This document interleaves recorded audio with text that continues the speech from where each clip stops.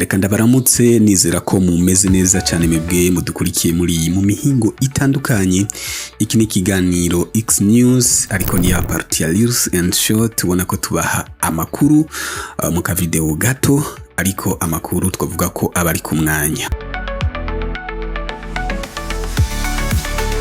Muri kumwe na Didman Pro, ndakwibutsa kuraba ko wahejeje gufyonda subscribe wewe uri ku rubuga rwa YouTube, ariko namwe mudukurikira muri ku rubuga rwa Facebook murashobora gufyonda follow, tugakomeza akubana mu makuru atandukanye. Ariko ndanabibutsa kugenda kuraba ku rubuga rwa Instagram, naho nyene urashobora kudusangayo.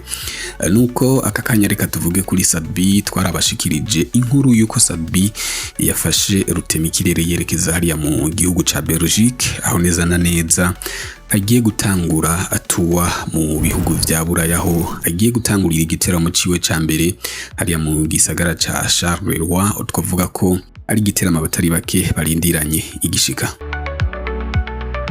Ni Sadbi rero mu gitondo cuno munsi ryamaze kumenyekana ko yamaze gushika muri ico gisagara, aho yakiriwe na bamwe mu batunganije ico giteramo, harimwo n'umumama twavuga ko ariko yandika amateka mu gutumira abaririmbyi b'abarundi gushobora gukora ibiteramo muri biriya bihugu vya Burayi. Nuko ariko kandi yashoboye no kwakirwa na aba DJs bazoba bari kumwe mu giteramo aza gukora uno munsi. Kurikira mu ka video yashoboye gufata, yakoze nka vlog agishika ku kibuga c'indege, ariko kandi n'ingene vyari bimeze. Abarundi, abanyarwanda ndetse n'abandi bari bakunda umuziki wa kano karere kacu, twabatumirira kuza gushigikira uno muririmbyi wacu Sadbi.